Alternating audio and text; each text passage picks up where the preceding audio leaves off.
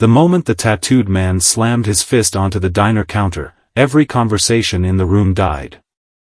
A coffee cup rattled.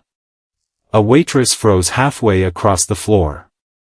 In the corner, a little girl tightened both hands around her father's worn black shirt, staring at the towering stranger who had just challenged him to a fight.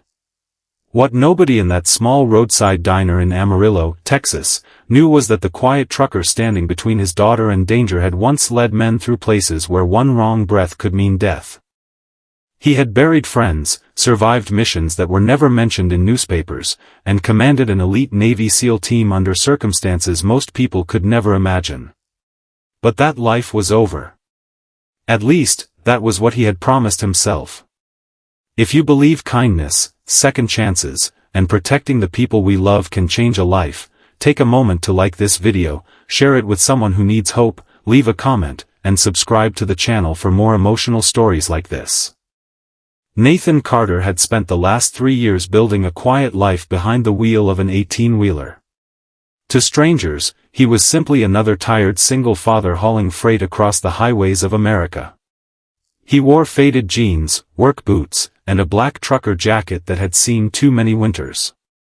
His brown hair was always slightly messy from sleeping in his cab, and there were lines around his eyes that made him look older than his 38 years. The only person who truly knew what those lines meant was his 10-year-old daughter, Grace. She traveled with him whenever school was out, sitting in the passenger seat with a sketchbook on her lap, drawing mountains, animals, and little pictures of the family they wished they still had.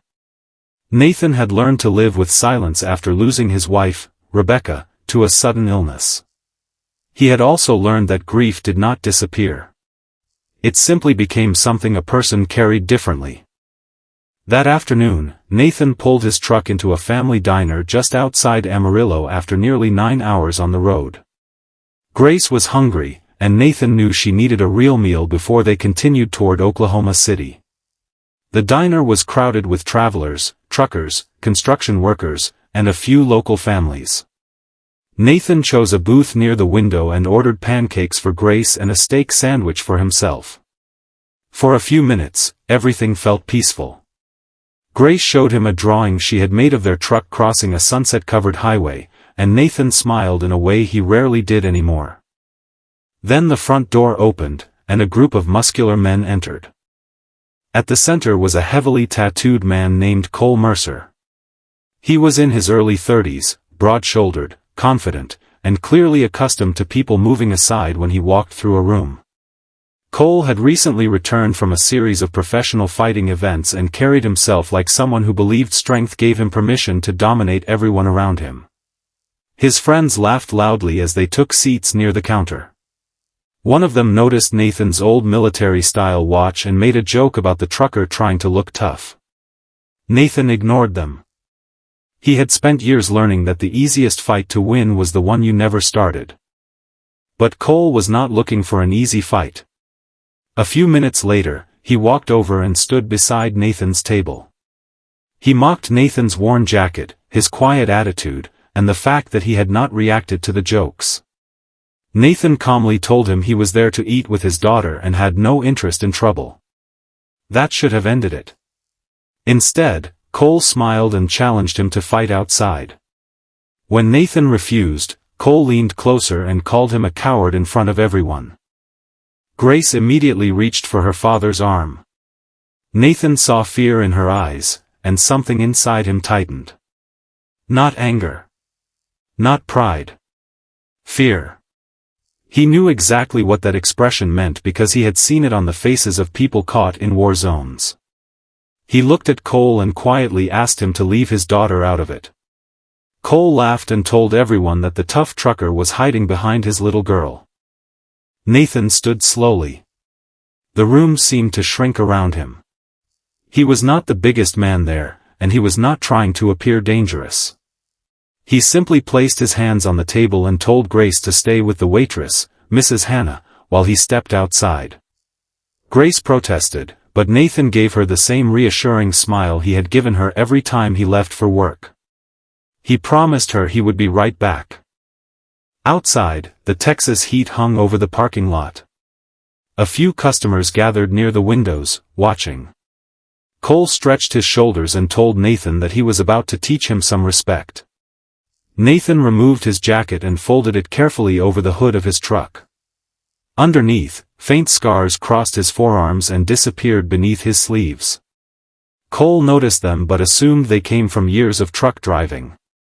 He had no idea that some of those scars came from missions that had never been publicly acknowledged.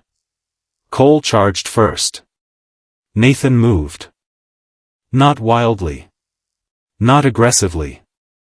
He simply stepped aside, caught Cole's wrist, redirected his momentum, and let the larger man stumble forward. Everyone watching suddenly became silent. Cole turned with disbelief on his face and attacked again. Nathan blocked him, shifted his weight, and brought him safely to the ground without striking him. It happened so quickly that several people barely understood what they had seen. Cole got back up, furious. He swung hard. Nathan ducked, stepped inside the punch, and stopped with his hand against Cole's shoulder. He could have broken the man's arm. He could have dropped him unconscious. Instead, he whispered that this was enough. The calmness in his voice frightened Cole more than any punch could have. Cole attacked one final time, and Nathan reacted instinctively. In less than a second, he had Cole pinned against the side of the truck, unable to move.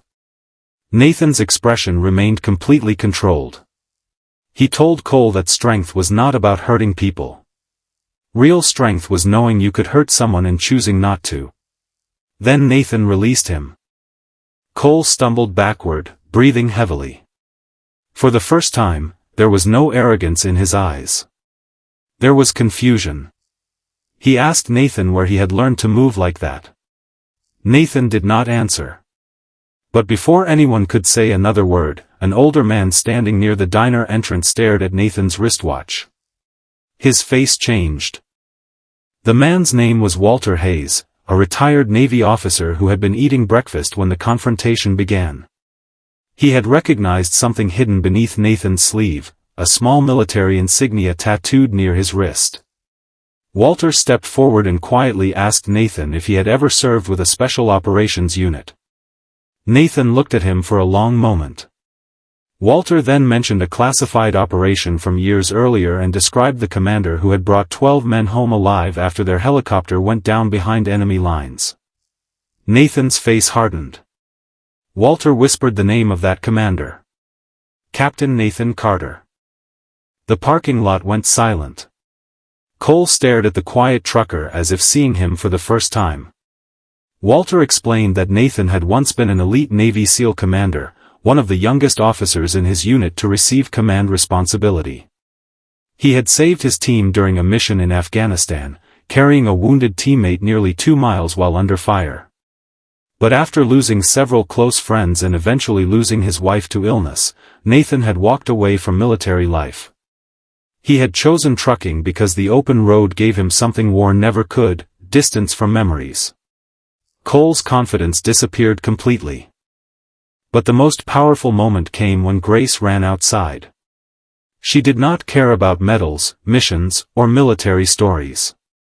She only cared that her father was safe. She wrapped both arms around Nathan's waist and asked whether he was hurt. Nathan knelt and hugged her tightly. He told her he was fine, then looked at Cole and said that he had no hard feelings.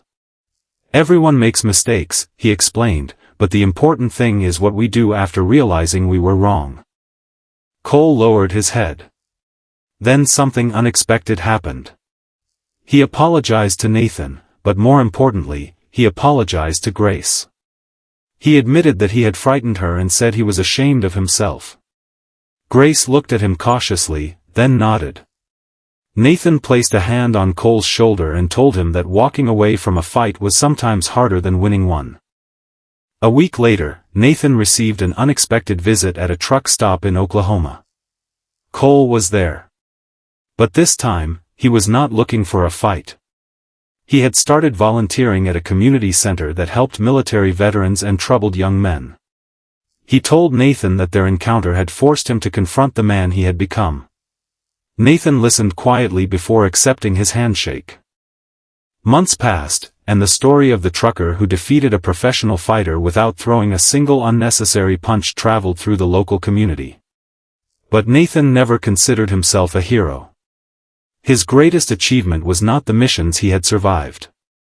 It was Grace. Every night, he returned to the truck and listened to her talk about school, her drawings, and the future she imagined for them. She eventually told him that when she grew up, she wanted to become someone who helped frightened people feel safe. Nathan smiled because he realized she had already learned the most important lesson he had spent his entire life discovering: courage was not the absence of fear. Courage was choosing kindness when anger would be easier. Years ago, Nathan had commanded soldiers in the darkest corners of the world. That day in the diner parking lot, he commanded something far more difficult: himself. And when he climbed back into his truck with Grace beside him, the highway stretching endlessly toward the setting sun, Nathan understood that perhaps his greatest mission had never been overseas at all. It had been bringing his little girl safely through a world that had already taken too much from her. If this story touched your heart, please like the video, share it with someone who believes that real strength means protecting others, and subscribe for more stories that remind us that kindness can change even the hardest hearts. And before the story ends, comment "Real strength is kindness" if you believe walking away from unnecessary violence can be one of the bravest choices a person can make. Because sometimes the strongest man in the room is not the one who throws the hardest punch. Sometimes he is the father who has every reason to fight, but chooses to hold his daughter's hand instead.